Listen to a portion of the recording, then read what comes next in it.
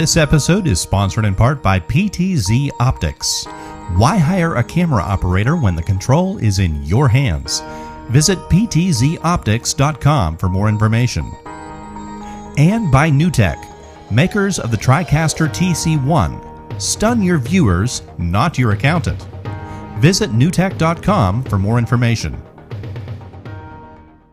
Hey guys, welcome. It's Friday. It's time for another Retro Buzz here. We are episode number 88. Long running. Continues to go. 2022, second episode of the year. And we're back full steam ahead with our full panel. We've got here playing his Mini Tron. Is that like your Mini Me? That's Mini Me. That's exactly who that is. Yep. Mini Me. Mini Glenn playing a Mini Tron. Are you trying to tell us something? Are you starting a new rumor? What are you doing? No, just want everyone to know that, we are going to fully support that machine. We're going to make sure everything works, spinners, joysticks, take care of stuff that's been, kind of defective with the machine. So you're gonna do Arcade 1-Up's job and fix it. I always do. Also, we got back. He's almost 100%. I mean, pretty close. I mean, I could still kill most human beings walking the face of the earth with my bare hands, but I still sound a little bit nasally and congested. But overall, I'm back to operational capacity. I was gonna play that song. What does it go? I'm back in the New York groove. But I didn't want to get a copyright strike on us there. Yeah. Yes. I gotta say, I've been gone a week, but like, it's funny to see things haven't changed. Like, pull up Glenn's image there. I've got to make one comment here. So, Glenn, put your lips together, and then turn to what I assume is your right. It looks just like it. Yeah, I mean, nailed it. Just nailed it. I mean. That needs to be on the packaging. That's true. That's a good point. You could put that on your packaging for that. Yeah, that needs to be on all the GRS packages moving forward. Is that image right there? Shoeshine says, I can't wait to put your stuff into my Tron cabinet and make it fulfill. That's what she said. Oh my God. I had to say it. Low hanging fruit, apparently. Well, like you said, Doug, some things have not changed since you've been gone. But this is the first show probably in about 5 or 6 episodes. Or 5 or 6 weeks, not episodes, because we did take off 2 weeks for Christmas and New Year's. Yeah, the holidays. So that we've all been back together, because Glenn wasn't here, and you and I did the show because he had to work. Mm-hmm. And then you got sick, and then you weren't here, and then we had the 2 weeks off. So it's been a doozy, and you come back to a slow news week. I mean, it is what it is.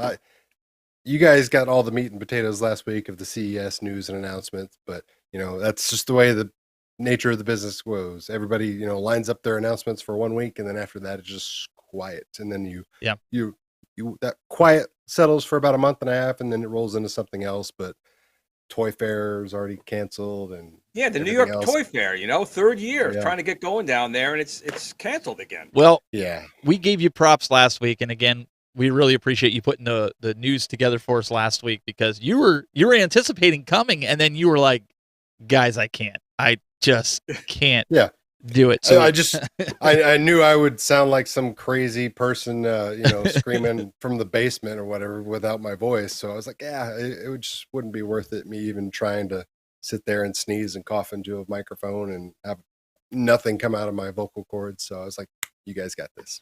Yeah, we appreciate you putting that together. So before we get into some of this, you weren't here to give your take on the CES. What was the most exciting thing that you saw? Obviously, you watched from afar, just like the rest of us. What was your standout announcement? We'll call it an announcement.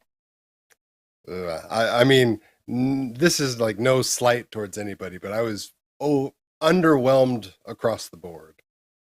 I did like some things I saw, like the new 2.0 IR arcade cabinet. I think that's a step in the right direction. As somebody that was an early adopter, am I shocked and surprised to see the same thing kind of upgraded? No, that's just the nature of electronics. So I'm not sour that there's a new, better version of the iArcade out there. It's something I mentioned from day one when I first interviewed Jong at CES. It was like, hey, what do you think about a light up marquee on this thing? And he's like, we're not really worried about that or doing that right now. I'm like, you really should. So I was very happy to see, the new 2.0 has the light up marquee and has, contract with JBL. So it's even more powerful sound. So that's cool. Just kind of wanted to see something more / different from my arcade. Maybe some more news about the online capabilities. Arcade 1-Up, Pac Man. I mean, you can set your watch to a Pac Man announcement from Arcade 1-Up. So I mean, that's not a shock. The Cinebeat cabinet that was kind of leaked months ago, so that was not a surprise there. The Pro Series, again, knew that was happening. Knew it was going to be around the $1,000 price point. So none of that was shocking to me. None of that honestly is interesting to me personally. I know there's a lot of people out there super excited about it. They're like, oh yes, I'll pay whatever for Killer Instinct Pro, and if that makes you happy, good. But for me, I'm still kind of sitting on the sidelines because Arcade 1-Up is just not releasing anything or announcing anything that speaks to me personally or warrants me opening my wallet for their asking prices currently. So it's good. I mean, it means I get to save some money because I need to. Apparently, I got a kid on the way. Well, one of the things that Hey, wait. The kid is going to come on the way. Does that mean you're going to have a deadbolt on the cool toy retro room there? Is that going to be like deadbolted, security alarmed? 100%. And I keep getting informed of all these things about children and babies. Like, apparently it's frowned upon to put like a jail cell style cage around them at all times. Like, wife was showing me these like little baby playpens, and I'm like, that thing's way too short. I'm like, she's like, what do you mean? Like, you gotta like turn it upside down and like pin them in there. And she's like, you can't do that to a kid. I'm like, says who? She's like, child services. And I'm like, this is all news to me. So, I'm learning.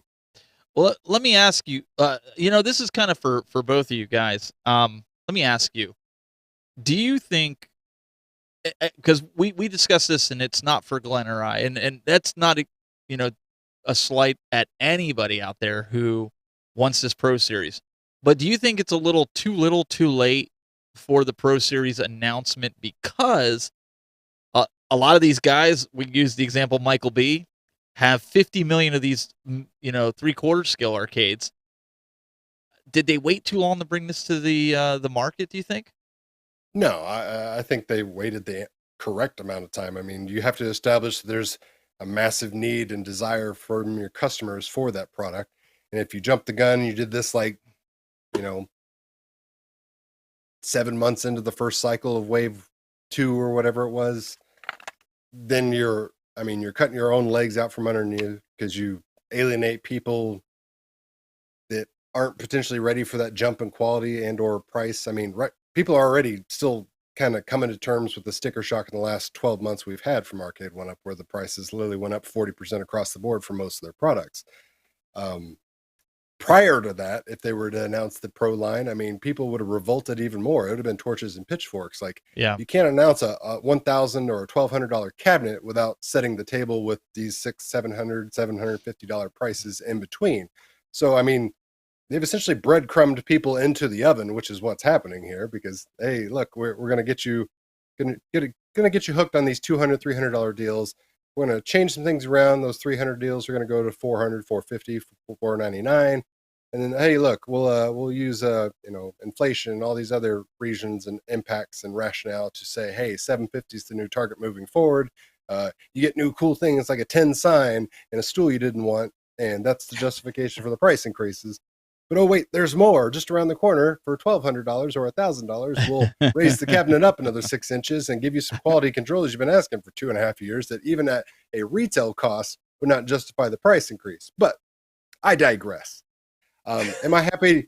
Honestly, I'm happy to see them doing the Pro Line series. Is it for me? That's yet to be determined, but likely not, just because I don't think, this is just my gut reaction. Like I said, I'm judging something before it truly exists, which is unfair, and I'll be the first to admit that. But just seeing what I've seen, knowing what I know about the product, I don't think the quality to cost and ratio is going to be enough to justify that type of expenditure for me personally. If it works for you, great. I've just got a different set of criteria, the things that I look for and justify when I spend that kind of money. Well, what about, like, Glenn made the point last week, and I'm going to put this out there again, Glenn. You made the point that they're really encroaching on the cost of an actual arcade that you could buy used, $1,500, $2,000, a Pac Man, and Right. granted, I understand, like, the Donkey Kongs and Miss Pac Mans of the world, they're going to cost you a little bit more because they're depending on the quality. But Doug, we were just watching before the show here. We were watching your video on you got the Jurassic Park pinball table, and you have been taking that apart, cleaning it, adding new components to it, restoring it essentially. Yeah. You got a heck of a deal. You said you got a heck of a deal. So now the digital pinball, yeah, you might get it, but you're now looking at it going, I can buy a real pinball table that I've wanted for around a little bit more than what a high-end digital table is going to cost. The people out there that have been buying cabinet, or Mike in the chat room made the comment about Michael B. It's like on the third wave or the third version of the cabinet of different cabinets. And that's not a slam against Michael B. But at what point do you have to say, I've already spent $2,000 on these cabinets. Like, why not just buy a original? Yeah. Right. I mean, and everybody's got different, rationale to why they gravitate towards certain things. Obviously, again, we've mentioned 1,000 times, space is an obvious, disclaimer for some of these. I mean, I've seen arcade cabinets pop up on the Facebook Marketplace that are just stupid cheap and they're in great condition, and I should buy them. They're a great value, but then I'm like, it's literally a refrigerator. Like, you can only acquire so many refrigerators before you're, number one, killing your back, number two, buried under the weight of your own cumbersome collection. Like, I'm never going to be, and I say this jokingly, I'm never going to be one of those guys that looks like, he's a hoarder and he has like a path to his house where you have to walk in a certain way just to get through and around things. Like, no, I collect out of love and nostalgia, not out of fear of missing out or keeping up with the Joneses or anything like that. If you don't have like a personal connection to the product and you're just getting swept up into message board fervor and all this other stuff, you got to look at yourself in the mirror, because you're wasting time, money, and energy that could be better used somewhere else. So if you're going to go down the rabbit hole of Proline and all these other things, and you're going to continue to acquire and collect these arcades, whether it be 3/4 scale or full size or whatever, just make sure you're buying them for the right reasons and not the wrong ones. That's all I got to say. Put bags on them. Put bags on them. Yeah. Wise words from Doug, followed by Glenn. So, the wise and the unwise, yes. So speaking of, there was today's a special day, right, Doug? There's a technically yesterday, but we're celebrating. Typical male fashion. We forget the anniversary and we try to apologize feverishly the next day and make it up to him. But Miss Pac Man, the lovely lass herself. It was her 40th anniversary yesterday when she officially graced herself to the world and started incessantly nagging at Pac Man to clean up his act and stop eating so many cookies and pretzels and sodas and all the other things. But anytime you go to an arcade, you talk about arcades, Miss Pac Man obviously comes up in the conversation. It's one of those linchpin titles that you absolutely always have to mention. Made boatloads of cash from inception. I think it made like $1.2 billion in quarters all the way up until 1987. I mean, it's one of the highest earning arcades of all time. It's got a very famous backstory of its legal issues that have only recently even come to resolution, I guess you could say. But it's very messy backstory where multiple people own portions of the proceeds and the rights, and it all started as a hack and a illegal modification to begin with. I mean, it's quite a unique piece of arcade history and video gaming history as a whole. But where would the world be without the misses? You know what? No one ever talks about Crazy Otto. 4 Crazy Ottos left to the wins. 4 wins. Because there's lots of NDAs and things that say stop mentioning Crazy Otto. We gave you a big stupid check. Yeah, I'm a big fan of this. So Now, it's good to see think that. Miss Pac Man actually associates with being a woman? I mean, Oh, you know, for sure. I mean, okay, She's got the sure. bow, she got the bow, she got the lipstick. yeah, Um, she, I the mean, eyebrows or the eyelashes. she was a forward-thinking female, well beyond anybody else. I mean, she was like, I'm not taking, the misses. I'm always going to be Miss Pac-Man. I don't need your stupid, ball and chain, sexist BS Pac-Man. Like, Get rid of that hierarchy. Throw it out of the she was window. yeah, I mean, she was a modern woman before the term even existed. All right. Well, guys, Bye, Pac-Man. we have some more news coming up right here.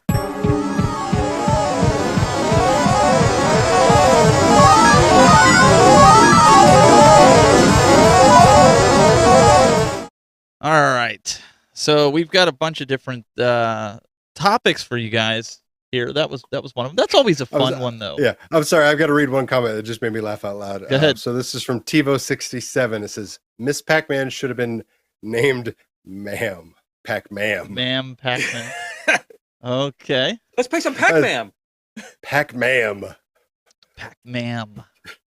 You can tell I'm going to be a dad because, like, that is a true dad joke, and I'm just like clearly Well, reacting way more than I should on that simple one. did you see the looks kind of like Glenn and I were giving you when you were giving your spiel about Pac Rat and having paths to your house?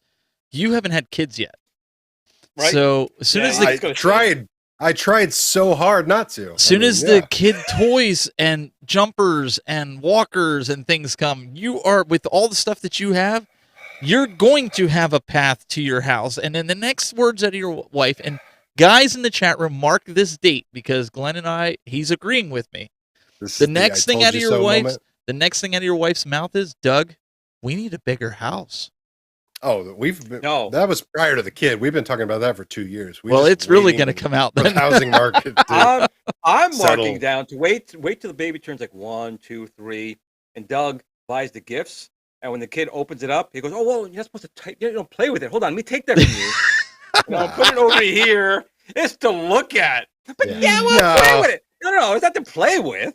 No, this Ghostbusters Proton Pack. No, it goes over here. Everybody knows I'm the guy that takes the toys out of the package. He does. I have no problem with them playing with it. I'll tell you guys the same thing I told my wife when she's like, well, "What are you gonna do with the kid wants to play with your toys?" I'll look him square in the eye and tell him to get a damn job, just like I did, and buy his own freaking toys. Right. We're gonna ask you that again in probably about kids 5 in years. Taiwan, putting together half these toys right now. So, I mean, I know child labor laws aside, it's possible. So if the kid wants some money, wants to make some toys, earn some toys, he's going to have to get after it. Learn some machinery skills. Before we get into the next subject that we have for everybody, there was a comment that came up on Facebook from John Stone. He wants to know, what's your guys' favorite front end to use? So, Glenn, do you want to head us off with that? You know what? I just use pretty much RetroPie straight. I don't really use a front end. You don't? Do you use like Emulation Station or something? Well, yeah, in RetroPie, Emulation Station is what I would use, but I don't use any of the other front ends because it complicates it. And I'm old and I don't want to. I want to play it. I just want to go and play the game.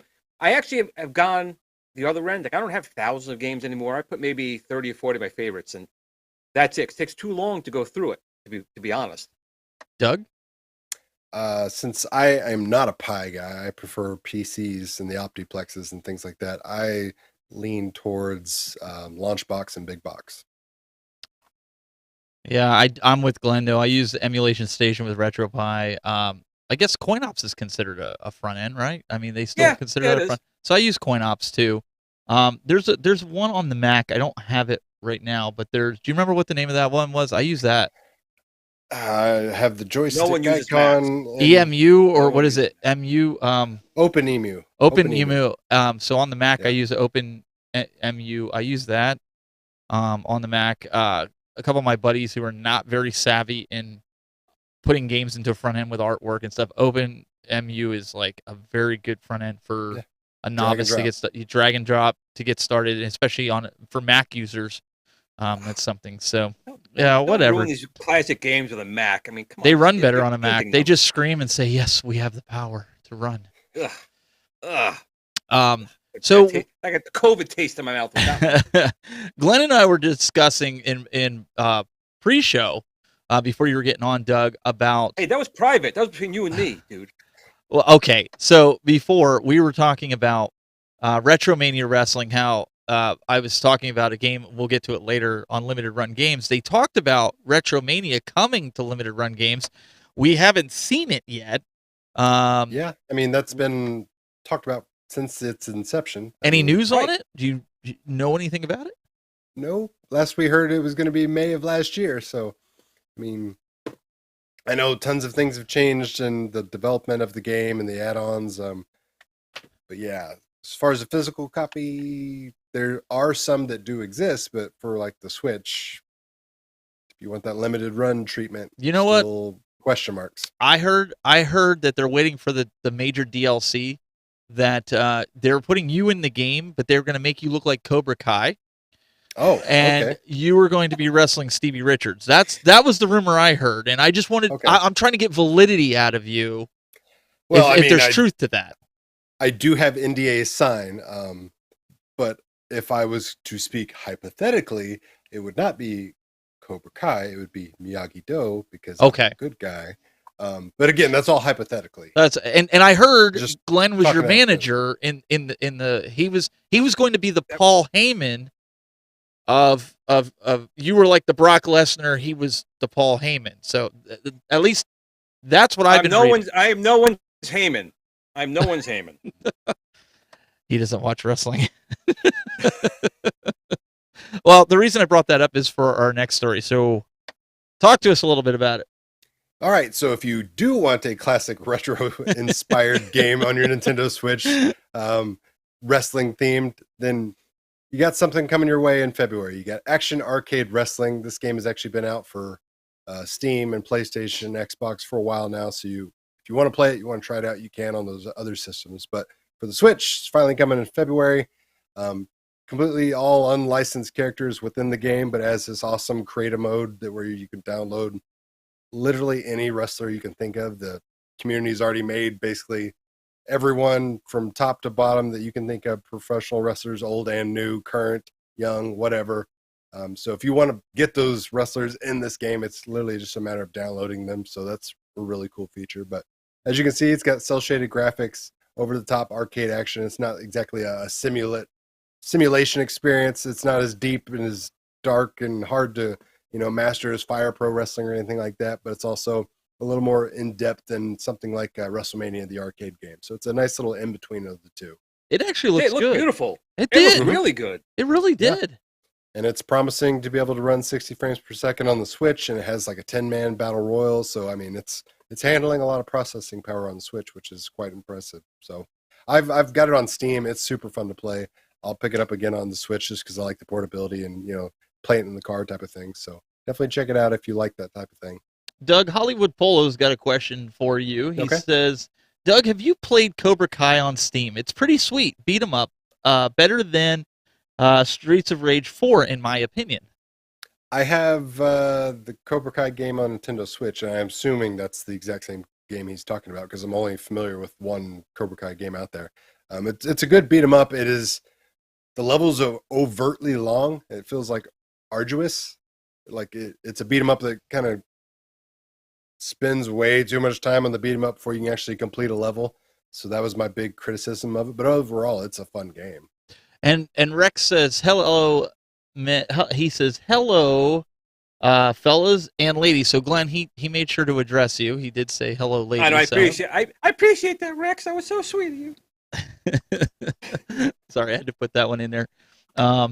Yeah, so Mike in the chat room, he also states that it's better than WWE 2K18 right out of the box. It just works. Yeah. That was a disaster, no lie. The box is better than that game. I mean, literally.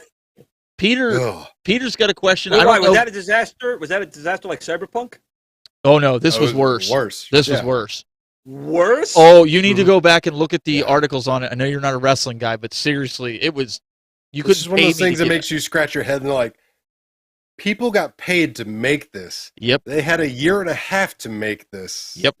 They had a foundation to make this game. It wasn't even like they built it from scratch. They essentially, it's, a annular game. So you just kind of repolish it and add some new tweaks. And you look at that game and you're like, how did people get paid to produce this? How did somebody charge $59.99 for this? Peter, Wow, $60. Peter Michael in the chat room, I'm glad you posted that again. I was trying to find your comment. He asked, is the Ultimate MK3 cabinet still coming? And is it Wi-Fi like the MK30th?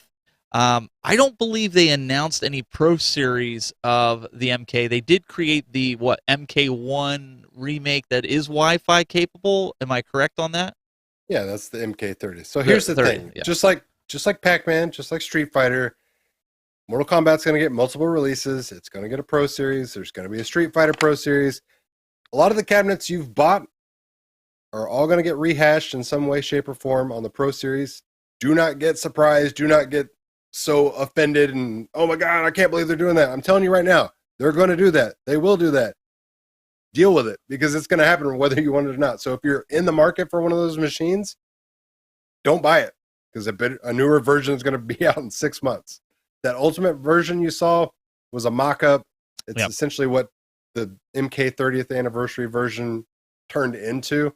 Does that mean they won't ever give you another version of something like that? Maybe a retailer exclusive? No, that's also likely going to happen, because again, like I said, you can rehash, reskin, repackage these things over and over and over again, which builds you up some revenue stream.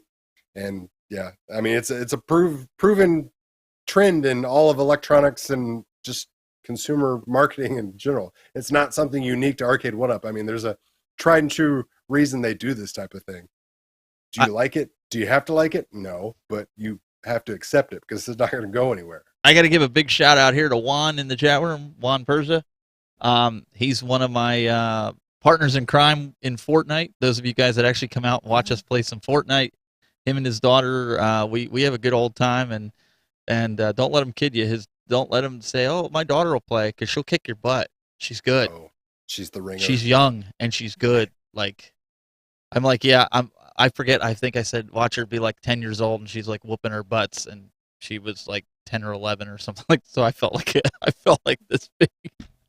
But you know what? He's pretty good. We've gotten a lot of wins with that, so really appreciate it. He's been like my #1 cheerleader for the live gaming streams.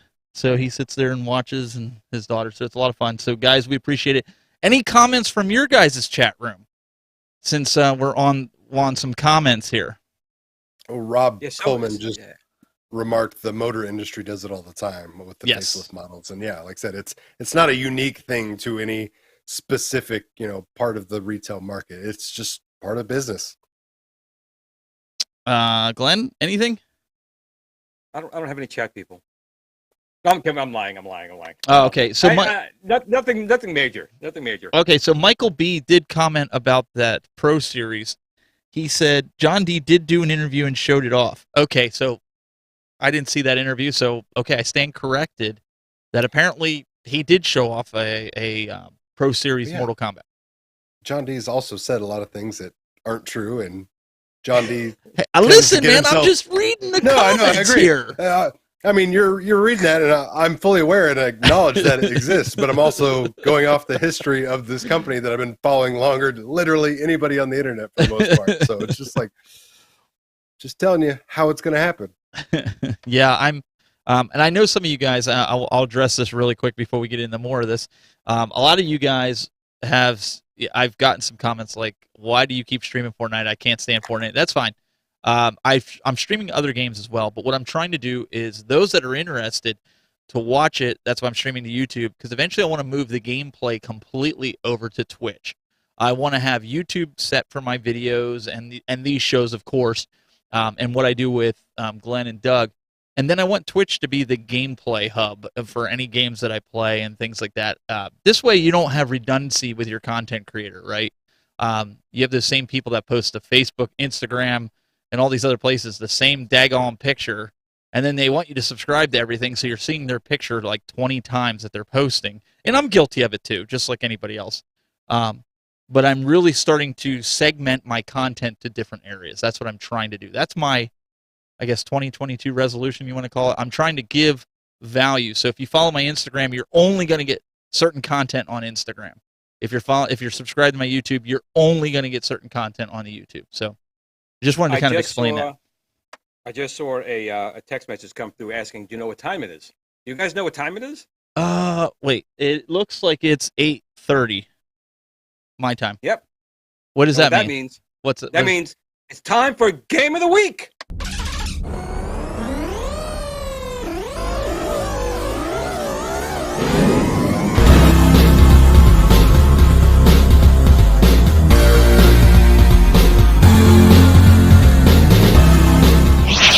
So what game we taking a look at this week?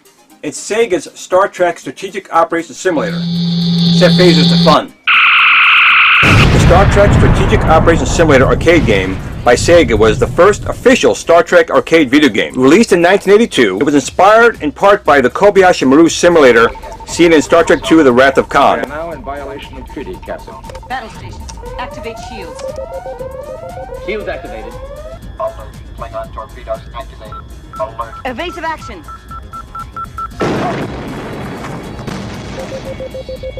Shields collapsing, Captain. Its vector graphics display was meant to mirror those seen in the beginning of the film. The game was ported by Sega to non-vector versions for several of the better-known game systems of the day, namely the Atari 2600,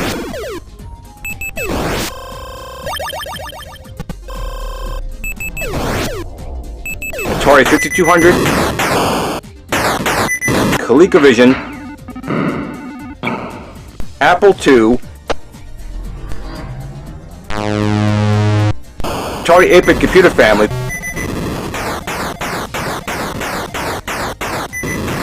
the Commodore 64,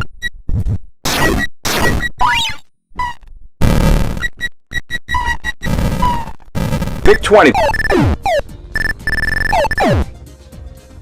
but most notably, the TI-9948 version, which did include digitized speech. Entering Sector 2.1.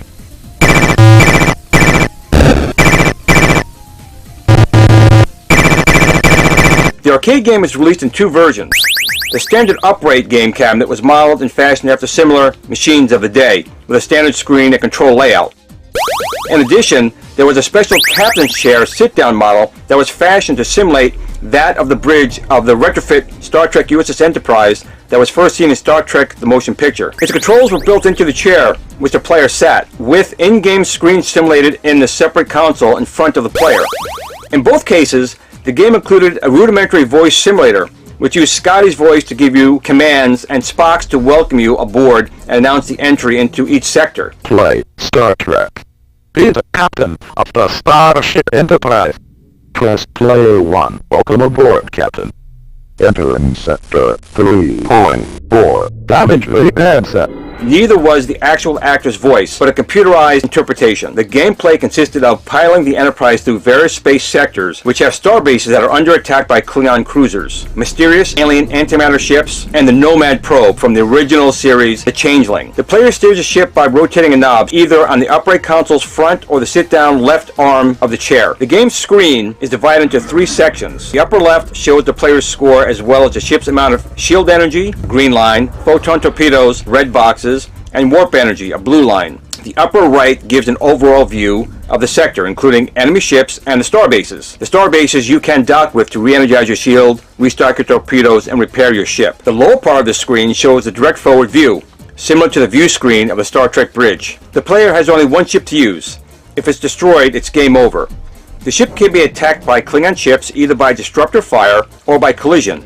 By the antimatter saucer, which drains the Enterprise's warp power if it comes in contact with the ship, or by Nomad and the special mines it lays. I am Nomad. Damage is first absorbed by the shields, which you would see in the upper left-hand corner of the screen, which is in green. When drained, any additional hits takes them offline. Further hits destroy the proton torpedo controls and any torpedoes the player has. Next hit takes out the warp drive. One more hit destroys the ship entirely. Any and all damage can be repaired by docking with a starbase. The game has 40 simulation levels to play through. The format is usually 5 attack waves by Klingons and saucers, followed by an empty sector in which Nomad lays mines. In the Klingon levels, there are 3 versions of the Klingon cruisers: red, which immediately target the starbases; purple, which comes after the Enterprise with disruptor fire; and white, which try to ram the Enterprise. All 3 types can be destroyed by single phaser or torpedo hits. A further note, a red Klingon ship turns purple if it destroys the starbase it fires on, and a purple ship can turn white if you take too long to clear the sector. The saucers can only be destroyed with a single phaser hit, as antimatter torpedoes has no effect. In the Nomad levels, Nomad must be destroyed before it can escape the sector. The mines he lays can be destroyed by phaser fire, torpedoes, or collision, but their blast area can cause damage to the ship, so they are best to either be left alone or destroyed by distance. Like the antimatter saucers, Nomad can only be hit by phaser at close range. It's shielded from torpedo attack. Surprisingly, a Vectrex arcade system port titled Star Trek The Motion Picture came out about the same time, but only bears minor resemblance to this game in graphics and gameplay. It was not a port of the arcade game. So that's it for this week. Be sure to join us next week for another Game of the Week. Until then, remember to tell your family and your friends you love them, and remember in your free time to always game on.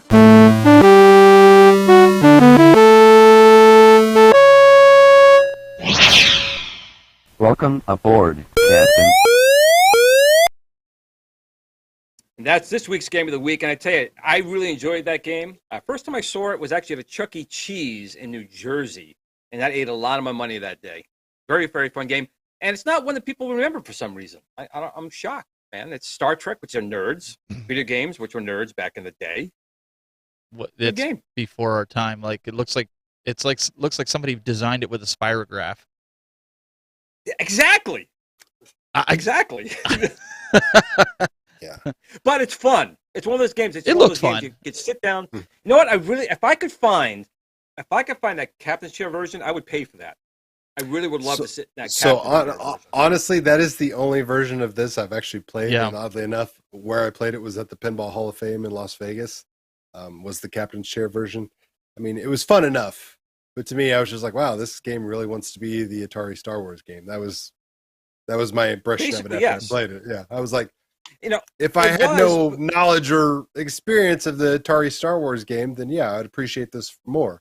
Captain's chair looks cool, but when I sit down and start playing, I was like, Atari Star Wars Lite, okay. It is, but I'll say, I don't want to say the challenge was better, but since you're only on a single plane, like left and right, it seems more fierce, I guess, when you're in the battles. Because with the yoke, you're going to get all over the place. Yeah, it's repetitive like that game, but I tell you, when you play it in the captain's chair, wait for that yeoman to come around.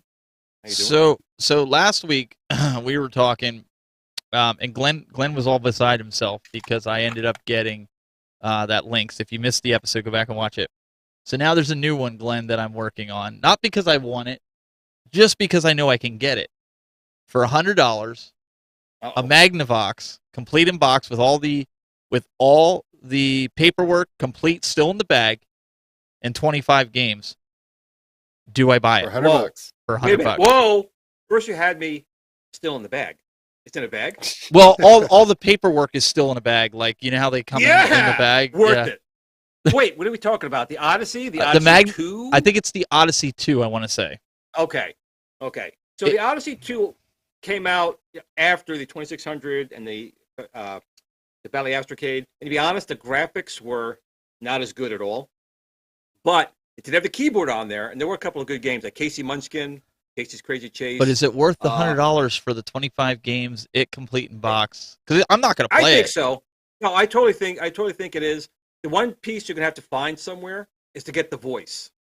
If you have a Magnavox Odyssey, not a lot of games support it, but you have to have the voice, which is a voice synthesizing module for it. That's if you're going to play it. Worth it. Well, yeah. I don't have it, Glenn. I don't have a TV. Doug, do you have a TV that supports something like that? No. Whoa. Oh, come on. No. Come on. You I'm not can get an adapter. I can't even play an for it. Atari on mine. I actually have to. Yeah. I can, but I purposely choose not to. This is the same reason I don't watch Right. movies on VHS. Like, I'm not the scan line guy. Like, No. I know people love scan lines and want them to be as authentic as possible. Betamax? I'm not that guy. I want to see everything as Three-quarter? clean and crisp as possible. No. 4K resolution. Oh. Yeah. How is that Sorry. retro?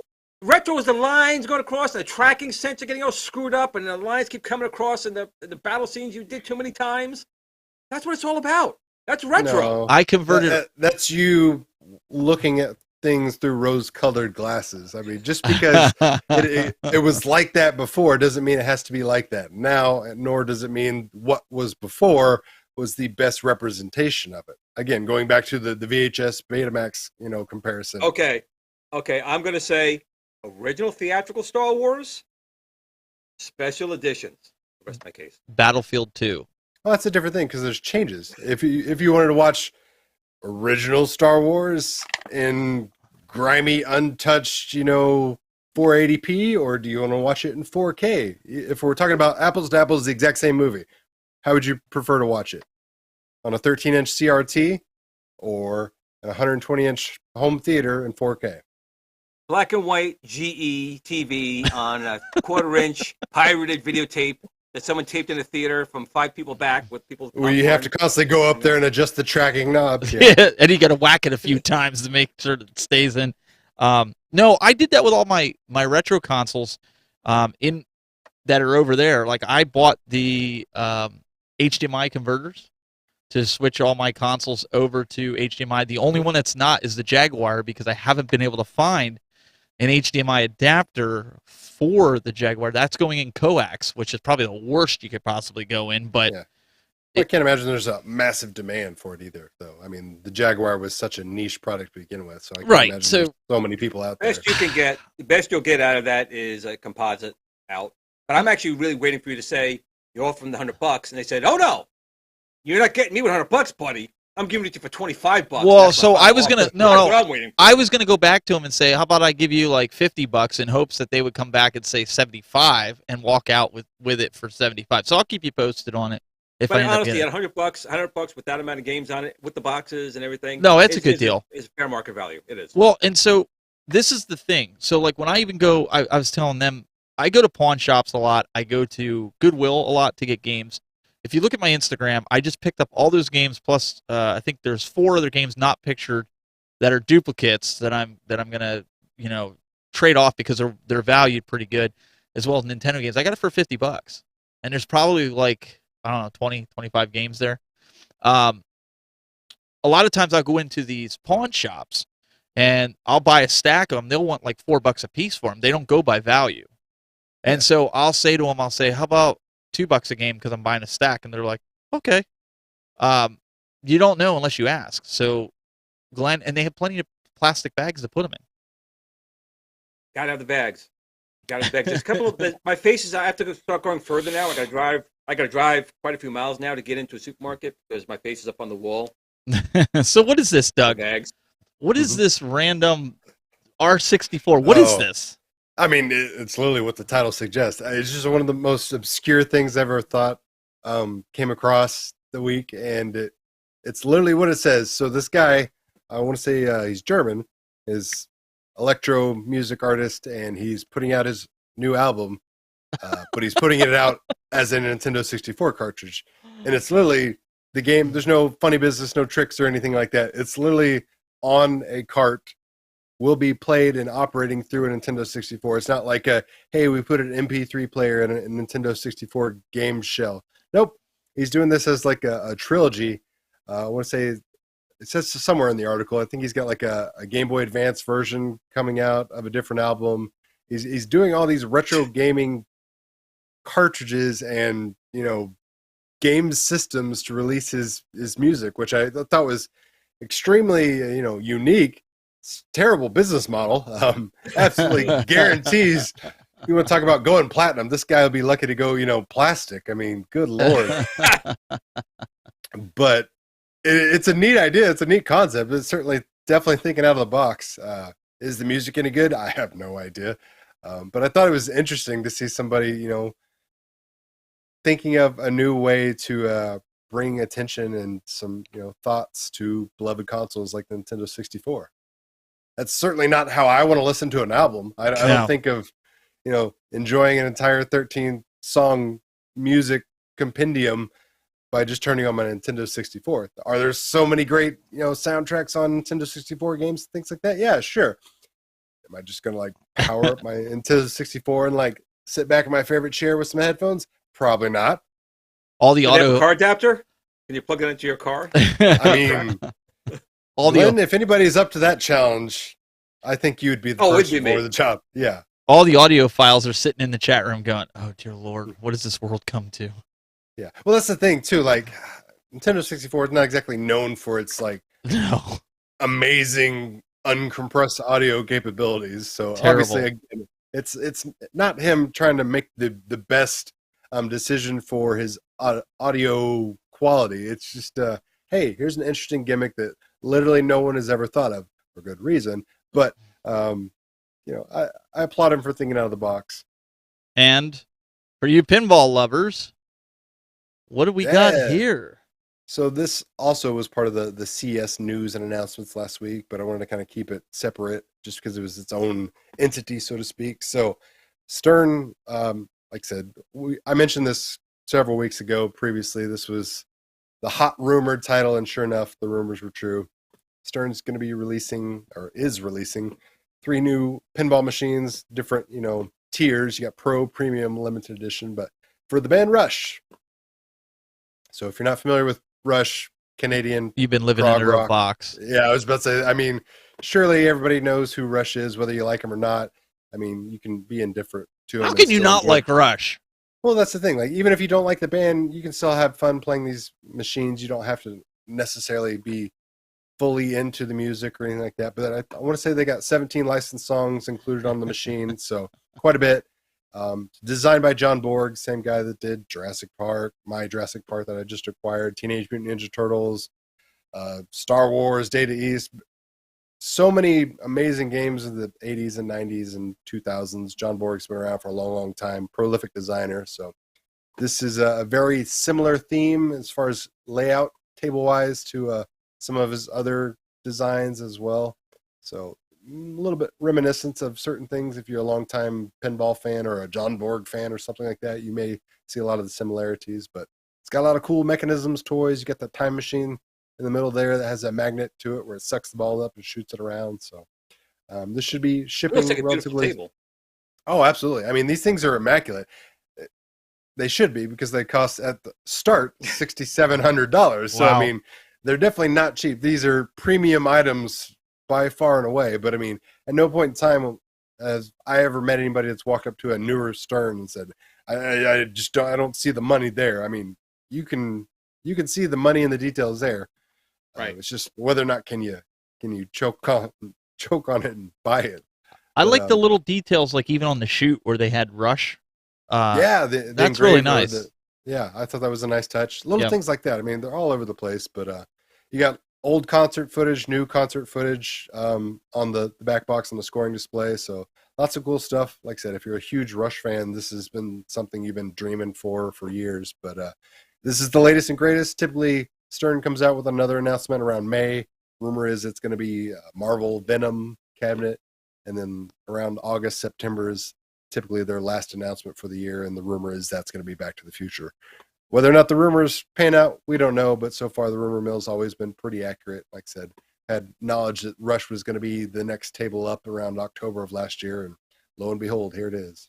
That's a good tribute to Neil Peart, I think. Yep. And they actually, when they did a gameplay live stream of it last Friday, they were raising money for the Neil Peart Foundation. So proceeds to that stream where they were showing the gameplay and everything off went to the Neil Peart Foundation, which I thought was, a nice touch.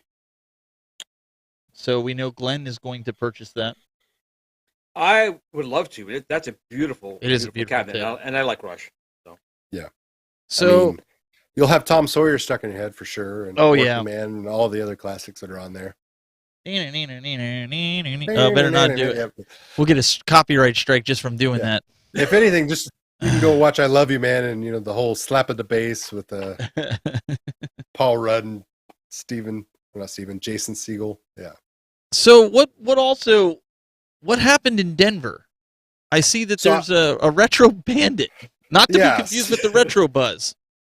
So really, when I read this article, I mean, it's not so much anything to do with gaming.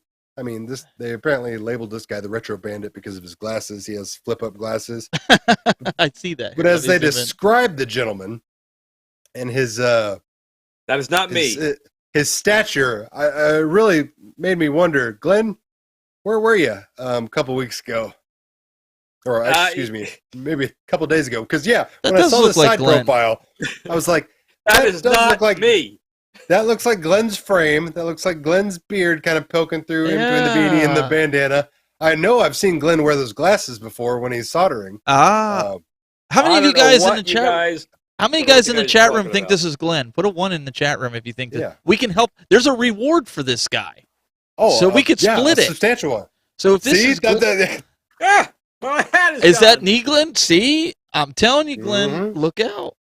So apparently this guy was robbing banks, but he was doing it politely. He wasn't showing anybody a gun or a weapon or anything. He was just saying, hey, I'd like to make a withdrawal. And they're like, hey, what's your account number? And he's like, I don't need no stinking account number.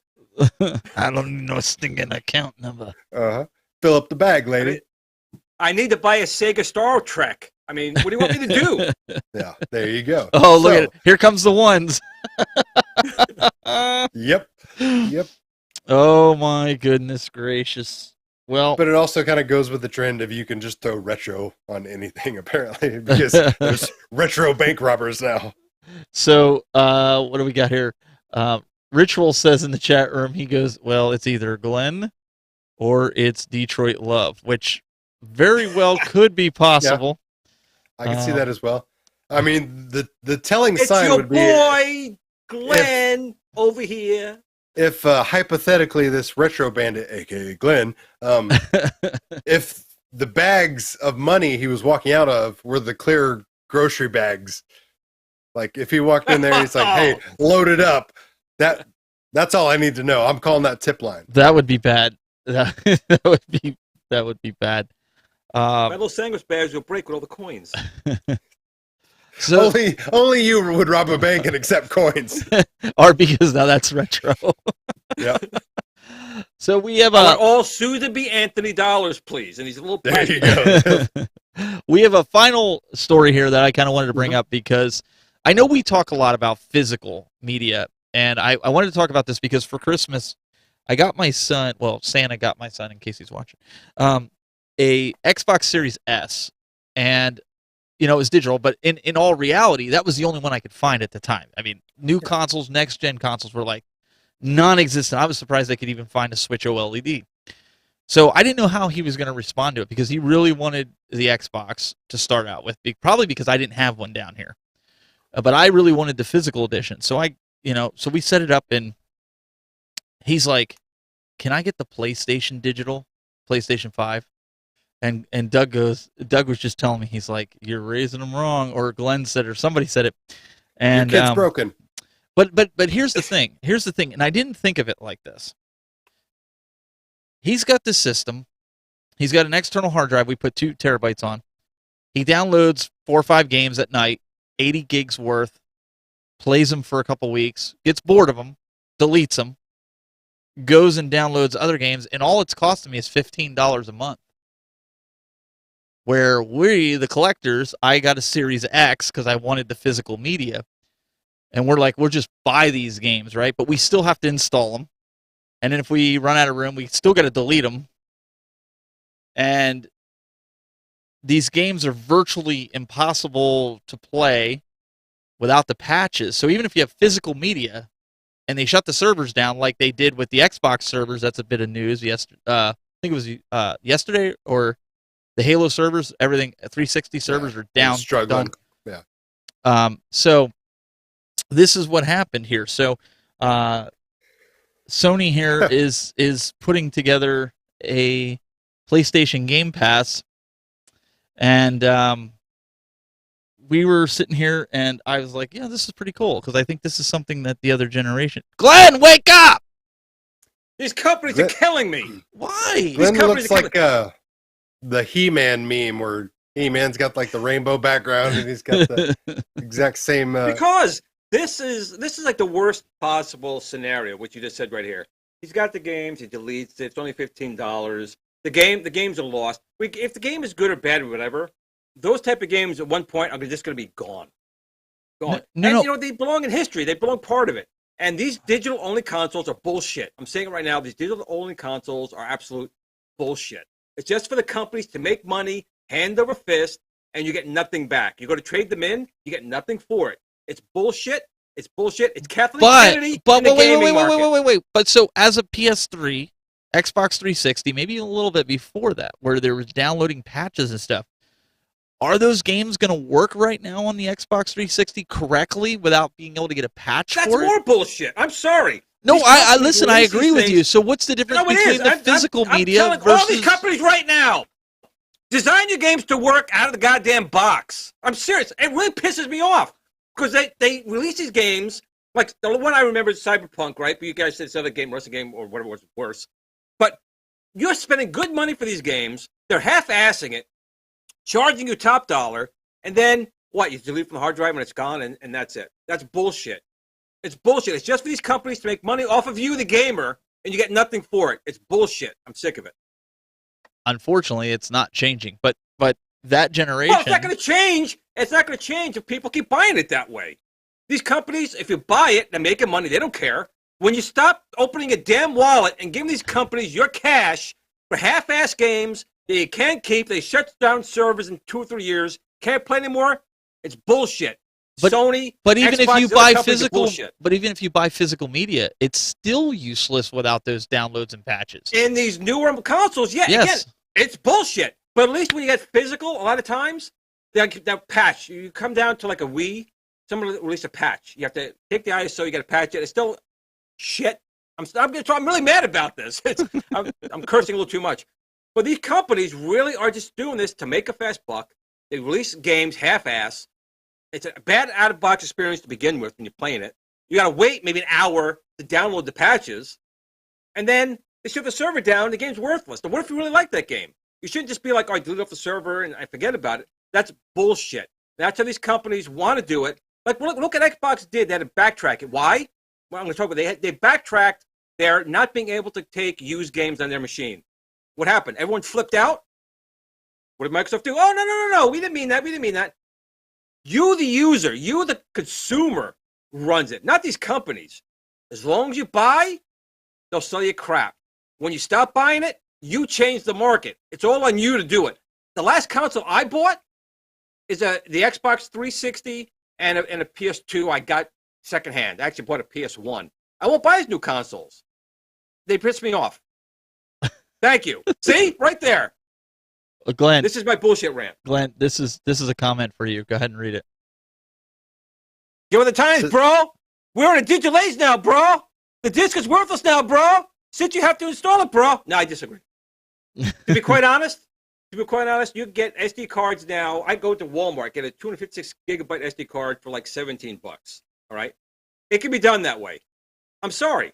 I think when you purchase something, I'm pissed off at these licenses. When you buy something, it's a freaking license. You think you own it? You don't even own it. You paid to use it. They own it. That's how software is too. And it's bullshit. I'm sorry. We as gamers are allowing it to happen. Why? Because we're paying for it. When you stop paying for these things, the companies will change their tune. Microsoft changed their tune a number of times. PlayStation changed the tune a number of times when the community got pissed off. But we're buying it this way. And simply say, that's just the way it is, it's digital, is bullshit. It's bullshit. As a collector, I want the physical copy. I want to be able in 15 years to plug this thing in and have it work. If I go to plug it in, it says, sorry, server's unavailable, can't play it. That's bullshit. Doug, you want to follow that one up? I mean, I'm kind of. Yeah. I mean, I don't disagree. The only thing I could say, and I agree for the most part with everything Glenn said, is just kind of harking back to the vote with your wallet. I mean, it goes, whether we're talking about video games or things in your life, plain and simple. The average consumer does not understand how much power they have and their decisions or indecisions are. in terms of what they have available to purchase in the future.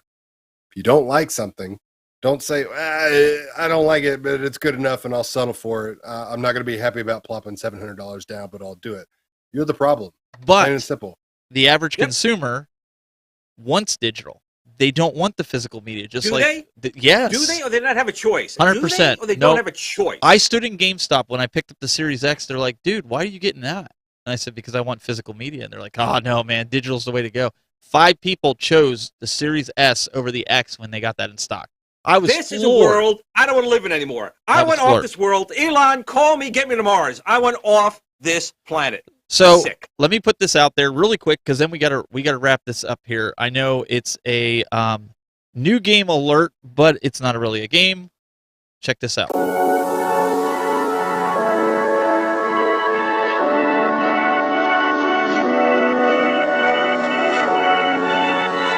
So on the same wavelength as physical media, controllers or something else that I was in. I started looking at this one here for the Series X. If you guys are collectors like I am and others here, this is one you may want to pick up. This controller. This is the Xbox Series X. It'll work on your S, but it's the 20th anniversary.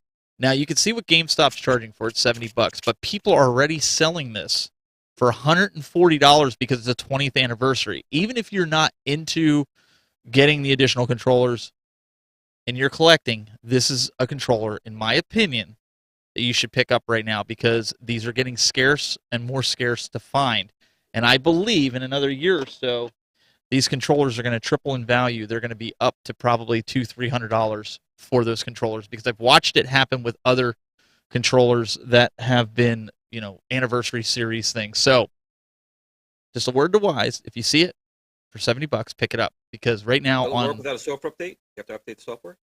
all controllers, Is the server when you got to put be it in, connected for it to work? Huh?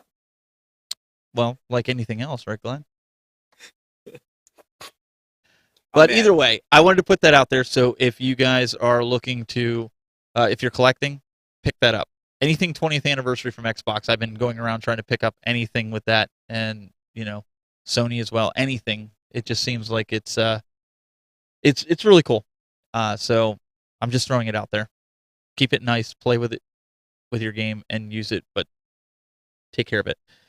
That's what we got, ladies and gentlemen. Mr. Douglas Smith, youtube.com/cooltoy. If you didn't get a chance before the show to go watch his pinball video that he put up of his restoration process, it's very interesting to see the progress that you made, considering how dirty that thing was.